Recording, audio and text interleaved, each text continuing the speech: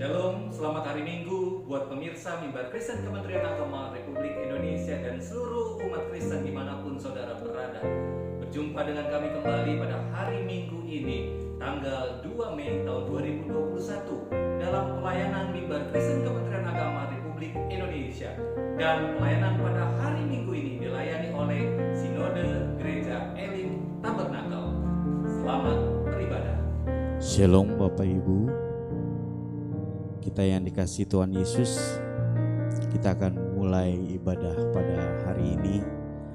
Terima kasih untuk kepada Mimbar Kristen dan Kementerian Agama.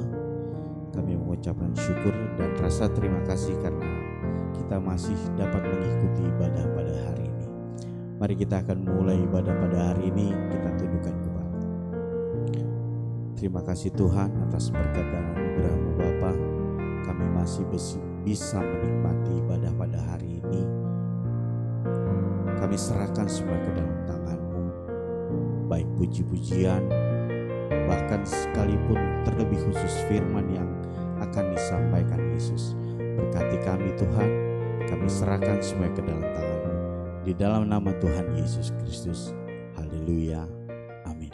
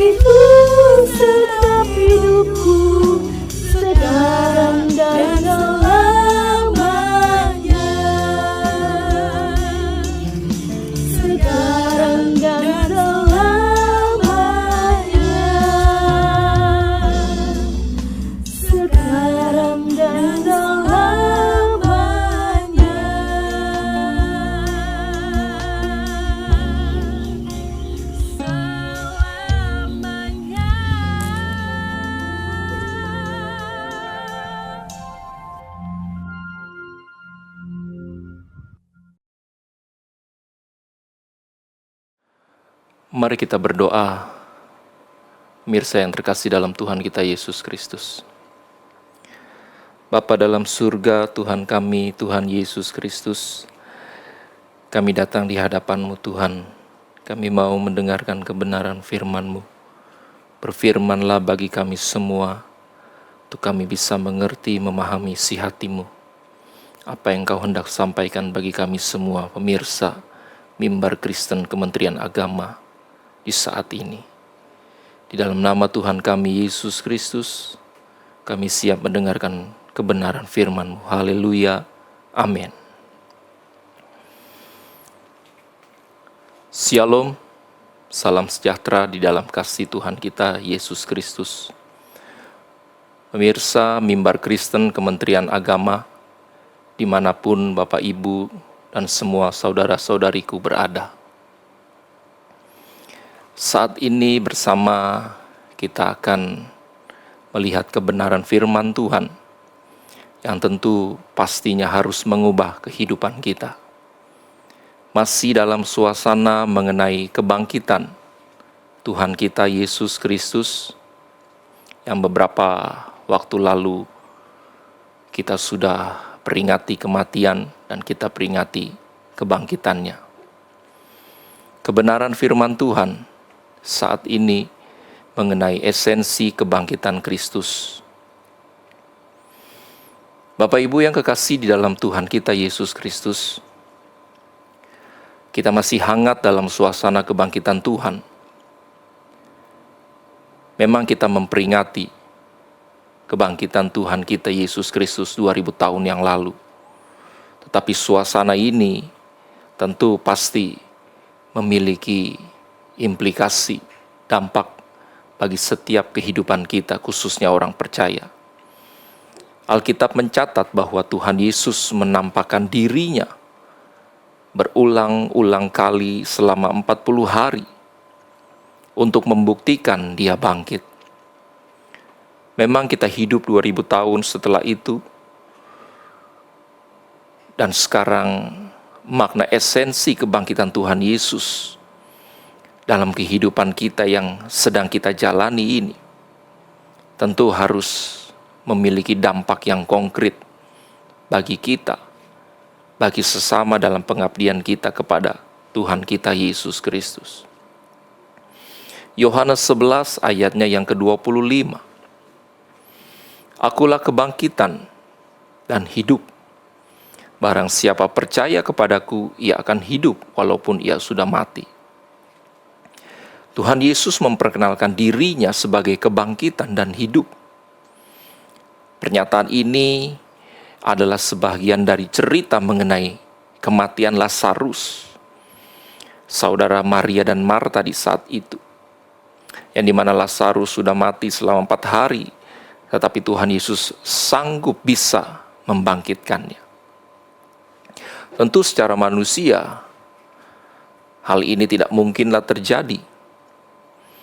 Tetapi apa yang mustahil bagi manusia tidak mustahil bagi Tuhan. Yang menjadi persoalan mengenai kebangkitan Tuhan Yesus, apa yang bisa membawa implikasi di dalam kehidupan kita sebagai seorang percaya? Kita harus memahami esensi kebangkitan itu sendiri, atau makna yang terpenting yang bisa kita kenakan dalam kehidupan kita, pengabdian kita kepada Tuhan. Ada beberapa hal mengenai esensi kebangkitan Kristus yang bersama kali ini kita akan pelajari. Dan tentu pasti apa yang kita pelajari kebenaran firman Tuhan harus bisa mengubah kehidupan kita. Kita bukan hanya mampu menjadi pendengar, tetapi kita harus mampu menjadi pelaku kebenaran firman Tuhan. Bapak Ibu yang kekasih di dalam Tuhan kita Yesus Kristus, apalah arti kalau kita memperingati dari tahun ke tahun mengenai kematian, kebangkitan Tuhan, tetapi tidak bisa mengubah kehidupan kita. Tentu dalam hal ini, setiap tahun, tidak lagi atau bukan lagi kita hanya memperingati mengenai kebangkitan Tuhan. Tapi lebih dari itu, kita harus mengalami kebangkitan. Kuasa kebangkitan itu dari dalam diri kita. Dan berdampak bagi orang-orang yang ada di sekitar kita. Harus dari tahun ke tahun. Kita harus mengalami itu.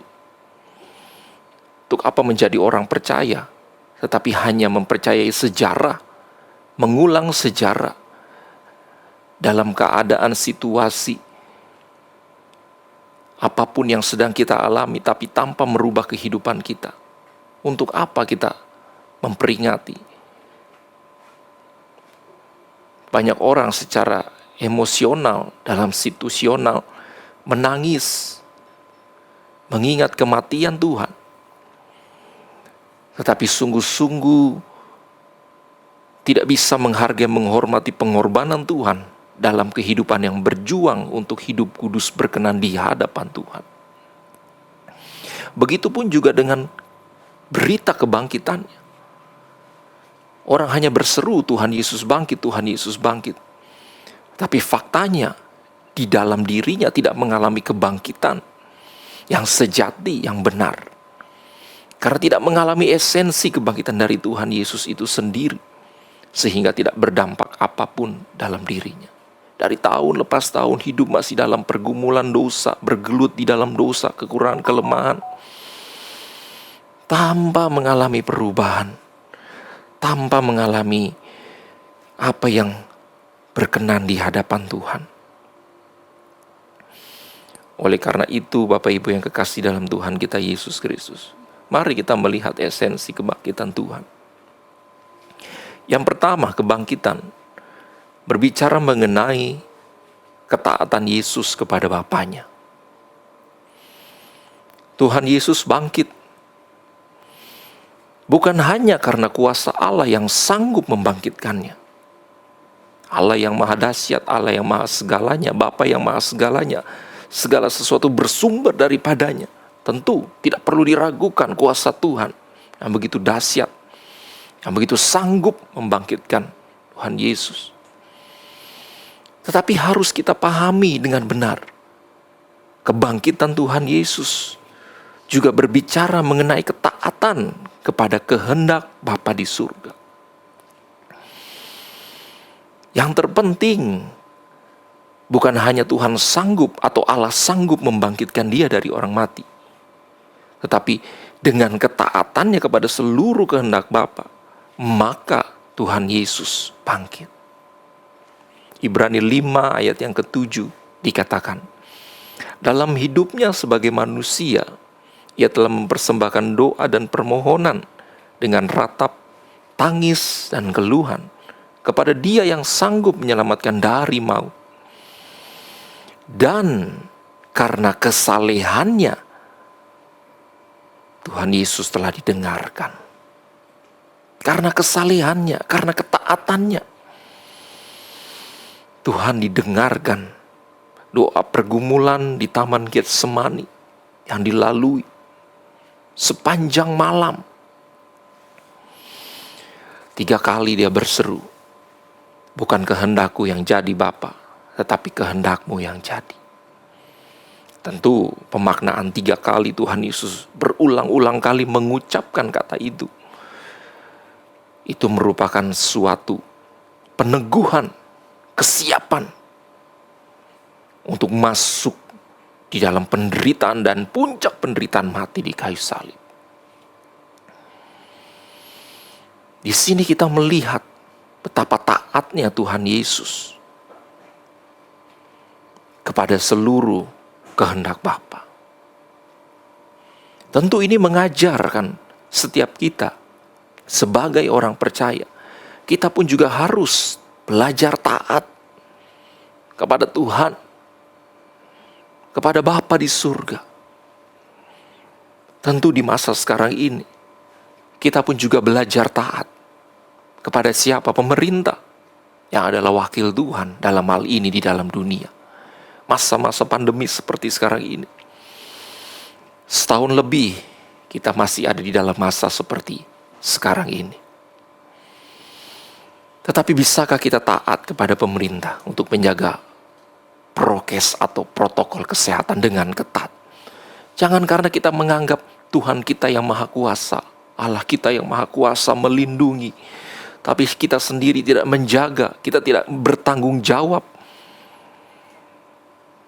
Harus menjaga jarak, memakai masker.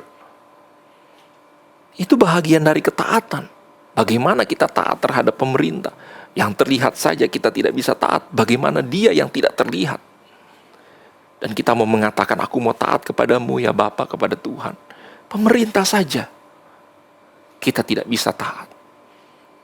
Oleh sebab itu saya mengajak semua umat Kristen dimanapun berada yang menyaksikan tayangan di hari ini.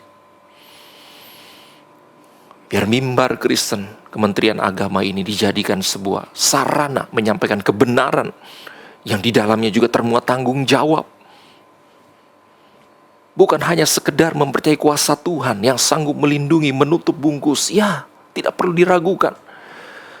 Tapi jangan lupa kita juga punya tanggung jawab yang harus kita kerjakan. Bahagian kita yang harus kita kerjakan. Itu menunjukkan ketaatan kita. Kita harus taat kepada pemerintah. Demi keselamatan kita bersama. Demi keselamatan orang-orang yang kita kasihi.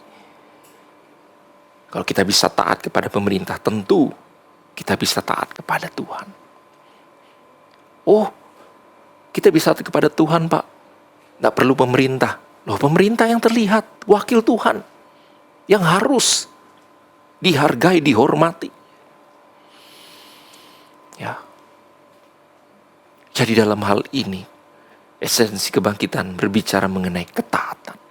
Kalau Tuhan tidak taat, Tuhan Yesus tidak taat kepada kehendak Bapa. Ya. Mustahil Tuhan Yesus dibangkitkan. Tapi faktanya Tuhan Yesus taat. Makanya Ibrani tadi mengatakan, karena kesalehannya ia didengarkan. Jadi bukan hanya kuasa Allah Bapa yang sanggup membangkitkan. Tidak perlu diragukan sekali lagi. Allah sanggup membangkitkan. Tapi karena ketaatan Tuhan Yesus, maka dia didengarkan. Dia menang atas maut. Yang kedua, Bapak Ibu yang kekasih dalam Tuhan kita Yesus Kristus, kebangkitan berbicara mengenai takluknya maut di dalam Tuhan Yesus. 1 Korintus 15, 54 sampai dengan 56. Singkat. Maut telah ditelan dalam kemenangan. Hai maut, di manakah kemenanganmu? Hai maut, di mana sengatmu? Hal yang paling ditakuti dan dihindari oleh manusia adalah kematian. Ya. Manusia berusaha menghindari kematian. Manusia berusaha kalau bisa hidup selamanya di dalam dunia ini. Kalau mungkin pemirsa membaca satu berita, ya, satu media online atau digital media, ya, mengenai satu negara yang sedang eksperimen penelitian, mencoba membangkitkan mayat, dan ada laboratoriumnya, ya, di negara tersebut, ya, sudah ada 7 mayat di dalamnya. Dibekukan di bawah 0 derajat minus berapa derajat. Dan sedang diteliti 1 kali ke depan nanti, ya, orang-orang yang mati ini akan dibangkitkan. Ya, dan tidak sedikit orang yang sudah mulai bertanya-tanya dan berani berinvest. Kalau dia mati nanti kelak, dia yakin percaya dia dibangkitkan. Ini upaya cara daya manusia menghindari kematian. Padahal Tuhan katakan di situ, firman Tuhan mengatakan, hai maut, di manakah kemenanganmu? Hai maut, di mana sengat? Seharusnya kematian itu bukan hal yang menakutkan. Kematian itu adalah perjumpaan kita dengan Tuhan. Kalau kita sungguh-sungguh di dalam Tuhan. Kalau kita sungguh-sungguh hidup benar, kita menantikan momen itu. Karena apa? Kita bertemu dengan Tuhan. Kita bertemu dengan pencipta kita, kekasih jiwa kita, kekasih abadi kita. Ya. Dalam hal ini bukan berarti kita ingin cepat mati. Melainkan orang percaya harus hidup benar di dalam Tuhan. Supaya hingga waktu yang singkat ini, itu menjadi efektif melayani Tuhan. Ya, menjadi efektif melayani Tuhan. Sungguh luar biasa. Ya. Bukan kita konyol, kita mau mati. Ya. Cepat-cepat mati. Karena Tuhan telah menang atas maut. Ya. Jadi kita pengen cepat mati. Enggak. Justru kita harus semakin efektif mempergunakan hidup kita bagi Tuhan dan kerajaannya. Tapi kalau waktu pun itu tiba, itu menjadi hal yang membahagiakan, firman Tuhan katakan. Berbahagia orang yang mati di dalam Tuhan sejak sekarang ini. Mereka beristirahat dari jerih lelah mereka. Mazmur katakan, berharga kematian orang yang dikasihinya. Rasul Paulus katakan, kalau aku hidup, hidupku memberi buah bagi banyak orang. Kalau aku mati, aku milik Tuhan. Ya. Jadi itu hal yang luar biasa dalam kehidupan kita. Ya. Tuhan menang atas maut. Kematian tidak lagi menakutkan bagi orang percaya yang sungguh-sungguh mengasihi Tuhan. Yang sungguh-sungguh hidup berkenan di hadapan Tuhan. Tapi ingat sekali lagi, bukan berbicara kita mau cepat mati. Karena maut itu telah dimenangkan oleh Tuhan. Tidak. Tapi kita semakin efektif menggunakan waktu hidup kita untuk menyenangkan hati Tuhan. Kematian itu hal yang realitas. Ya. Apalagi di masa pandemi sekarang ini. Tadi saya katakan kalau tidak bertanggung jawab, tidak menggunakan masker. Oh, percaya saja Tuhan kita, Tuhan yang ajaib, tolong membungkus kita. Tapi kita keluar, tidak social distancing, kita tidak menjaga jarak, kita tidak menggunakan masker. Ya. Kita sembrono dengan pola hidup kita, makan sembarang, tidak menjaga kesehatan. Wah. Ya. Jangan berharap Tuhan mau melindungi. Itu kita masuk dalam mencobaan. Itu berarti kita mencobai Tuhan. Tapi karena kita tahu Dia Allah yang maha pelindung, maha kuasa dalam segala hal, kita menghargai, kita menghormati Dia. Apa yang menjadi bagian Dia, kita lakukan. Apa yang menjadi bagian kita, kita lakukan. Ya. Kalaupun semua protokol kesehatan kita sudah terapkan, dan kita harus terpapar. Ya. Kita tahu, Tuhan tidak membiarkan kita. Tuhan memelihara kita dengan sempurna. Dan kalaupun ada keluarga orang-orang yang kita kasihi mendahului kita karena pandemi ini, terpapar COVID-19 ini, sehingga tidak ada penghormatan. Ya, bukan berarti itu kutuk, tidak. Tidak kutuk. Jangan langsung kita menyimpulkan itu kutuk. Matinya karena pandemi, tidak ada penghormatan, tidak dibuat ibadah, tidak ada malam penghiburan dan sebagainya. Enggak. Kutuk itu terpisah dari Tuhan selamanya. Di kekekalan nanti. Tapi kalau di dunia ini saja, ya, itu cuma peralihan. Tidak persoalan mati dengan cara apa, bagaimana. Kecelakaan kah? Pesawat yang jatuh kah? Karena COVID-19 kah? Tidak menjadi soal. Melainkan sebelum kita mati, tapi kita didapati berkenan di hadapan Tuhan. Itu persoalannya. Itu yang terpenting bagi kita. Karena kita tahu Tuhan telah menang. Tuhan telah menaklukkan maut. Ya. Dan kalaupun kita mati sekarang, kita mati, kita milik Tuhan. Amin. Kita harus bersyukur. Kalau kita hidup, kita jalani hidup kita dengan efektif, mengabdi melayani Tuhan dengan benar. Yang ketiga, yang terakhir, kebangkitan berbicara mengenai pengharapan akan dunia yang akan datang. 1 Korintus 15 ayatnya yang ke-19. Jikalau kita hanya dalam hidup ini saja menaruh pengharapan pada Kristus, maka kita adalah orang-orang yang paling malang dari segala manusia. Bapak Ibu yang kekasih dalam Tuhan kita Yesus Kristus, Tuhan Yesus bangkit dengan tubuh fisik, ya, yang dipenuhi dengan kemuliaan, Bahkan dia berjumpa dengan murid-muridnya, tak kala murid-muridnya dalam ruangan yang tertutup. Tetapi tiba-tiba Tuhan hadir, shalom, damai sejahtera. Dan murid-murid menganggap ada hantu. Tuhan katakan hantu tidak berdaging dan tidak bertulang, tapi aku ini berdaging dan bertulang.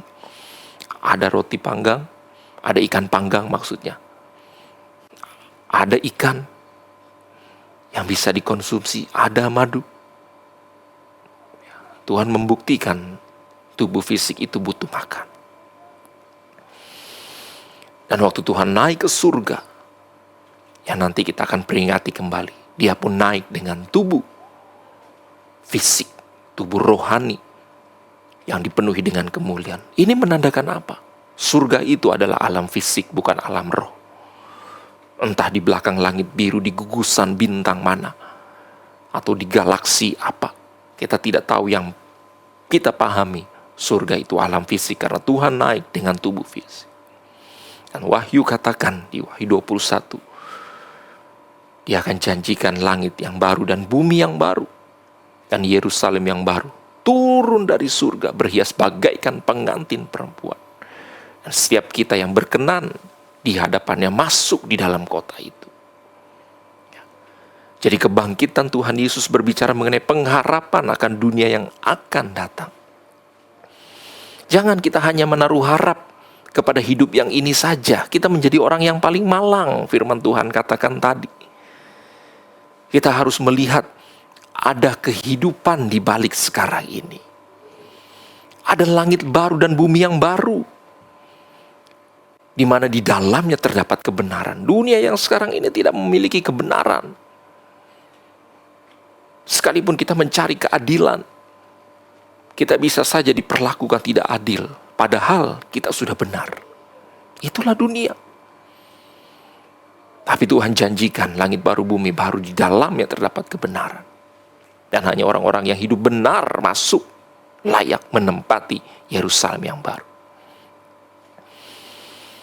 Bumi yang sekarang ini akan hancur, firman Tuhan katakan. Firman harus digenapi. Firman harus digenapi. Kita jangan berpikir bahwa inilah tempat rumah tinggal kita. Enggak. Ini bukan tempat kediaman kita. Makanya Tuhan naik ke surga. Dia bilang, aku menyediakan tempat bagimu, supaya di mana aku berada, kamu pun berada. Ini ungkapan kekasih, ungkapan mempelai. Kita sebagai mempelai Tuhan di akhir zaman, gereja Tuhan yang disempurnakan.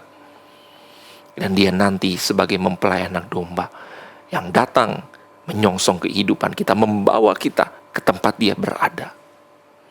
Jadi jangan membangun rasa bahagia berlebih di dalam dunia ini. Kita tidak akan menemukan kebahagiaan lebih di dalam dunia ini. Kita harus membangun kebahagiaan kita di dalam Tuhan. Di dalam nikah, keluarga kita bangun kebahagiaan di dalam Tuhan. Bapak Ibu yang kekasih dalam Tuhan kita Yesus Kristus. Ini esensi kebangkitan dari Kristus. Berbicara mengenai ketaatan. Taat kepada seluruh kehendak Bapa. Dan kebangkitan juga berbicara mengenai menaklukkan maut. Hal yang paling ditakuti oleh manusia pada umumnya adalah kematian. Tetapi karena Tuhan telah menang, kematian bukan lagi hal yang menakutkan. Kita tahu, kalau kita mati, Tuhan yang menjemput kehidupan kita. Tapi bukan karena kita ingin cepat mati. Kita semakin menggunakan waktu yang singkat ini untuk mengabdi bagi Tuhan dengan benar. Yang terakhir, ada pengharapan di dunia yang akan datang. Atau ada pengharapan untuk dunia yang akan datang, bukan pengharapan di dalam dunia ini. Jangan taruh pengharapan kepada hal-hal yang di dalam dunia ini. Kita menjadi orang yang paling malang. Dunia ini akan hancur dengan nyala api. Tapi kita taruh pengharapan kita di langit baru, bumi yang baru, Yerusalem yang baru. Di sanalah tempat kediaman kita. Bapak Ibu yang kekasih dalam Tuhan kita Yesus Kristus, biar kiranya kebenaran ini menjadi berkat bagi kita dimanapun Bapak Ibu berada, yang menyaksikan melalui mimbar Kristen, Kementerian Agama. Biar lewat wadah ini pemerintah kita, khususnya Kementerian Agama Ditjen Bimas Kristen, dan semua jajaran staf yang ada dipakai Tuhan menjadi berkat, menjadi alat di tangan Tuhan untuk menyatakan kemuliaan nama Tuhan. Pemirsa mimbar Kristen, Kementerian Agama, dan seluruh umat Kristen di Indonesia, mari kita satu di dalam doa. Bapa kami yang ada di sorga, kami bersyukur atas kesempatan yang Kau boleh beri bagi kami saat ini untuk berdoa, bersama-sama menaikkan permohonan dan syafaat kami bagi bangsa kami, bangsa Indonesia, agar kiranya Engkau boleh memberkati bangsa kami, bangsa Indonesia, Tuhan. Engkau boleh memberkati Bapak Presiden, Bapak Wakil Presiden, beserta dengan para menteri, wakil menteri, dan jajarannya. Dalam menjalankan roda pemerintahan, Kau boleh memberkati, memberikan kekuatan, kesehatan, kemampuan. Engkau berkati, berikan hikmat marifat daripadamu, sehingga boleh menjalankan dengan baik roda pemerintahan bangsa kami, bangsa Indonesia.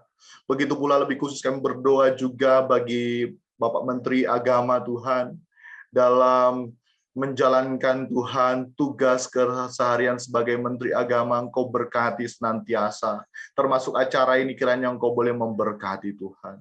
Kami pun mau berdoa bagi bangsa kami yang menghadapi hari-hari hidup ini. Kami diperhadapkan dengan pandemi COVID-19, Tuhan. Sungguh kami mau meyakini bahwa Allah turut bekerja mendatangkan kebaikan bagi kami semua yang mengasihi Engkau. Untuk itu kami tetap terus mau berharap, bersandar, mengandalkan Engkau, Tuhan, sepenuhnya. Tidak kepada yang lain. Dan kami berdoa, berikan kami kekuatan, berikan kami kesehatan, berikan kami kemampuan dalam kami menjalani hari-hari hidup ini, dan kami meyakini sepenuhnya bahwa Engkau mendatangkan kebaikan bagi kami atas semua yang terjadi bagi kami hingga saat ini, Tuhan. Keselamatan bangsa kami taruh ke dalam tangan-Mu, Tuhan. Dan di atas semuanya, ajar kami untuk hidup berkenan di hadapan-Mu. Terima kasih, Bapa di surga. Ini doa, ucapan syukur kami, syafaat kami yang kami naikkan kepadamu, Tuhan. Bapa kami yang ada di sorga, dikuduskanlah nama-Mu, datanglah kerajaan-Mu, jadilah kehendak-Mu di bumi seperti di sorga. Berikanlah kami pada hari ini makanan kami yang secukupnya, dan ampunilah kami akan kesalahan kami, seperti kami juga mengampuni orang yang bersalah kepada kami. Dan janganlah membawa kami ke dalam pencobaan, tetapi lepaskanlah kami daripada yang jahat. Karena Engkau-lah yang punya kerajaan dan kuasa dan kemuliaan sampai selama-lamanya. Amin.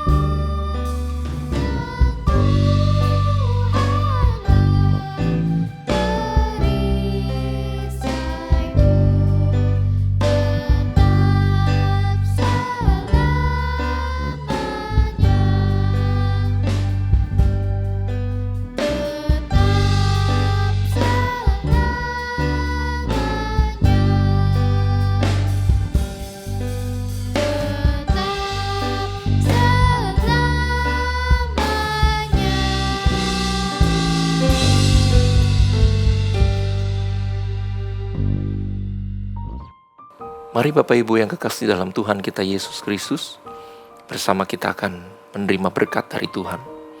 Kiranya Tuhan memberkati setiap kehidupan kita dimanapun kita berada.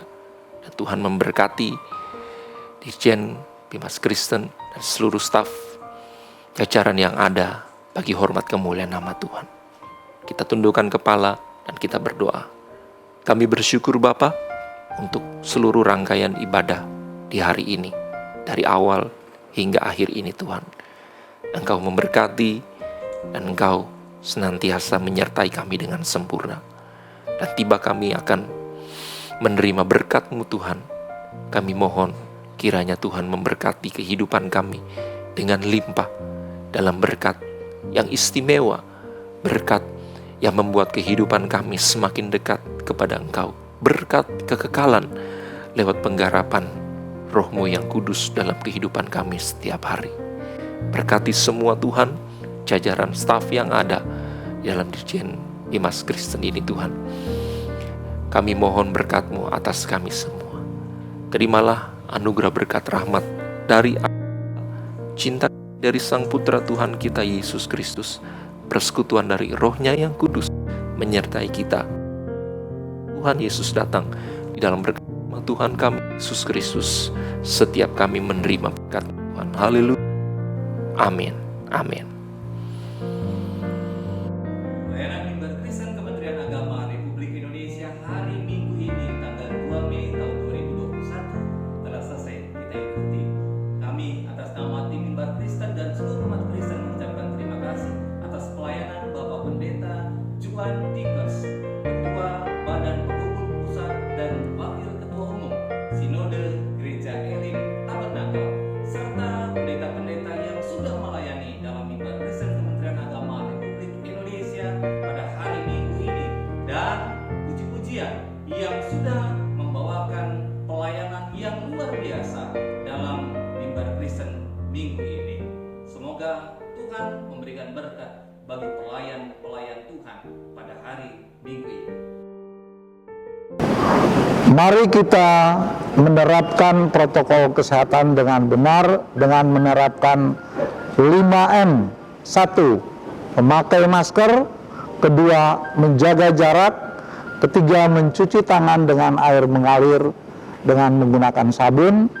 4. Menjauhi kerumunan. Dan yang 5. Mengurangi mobilitas.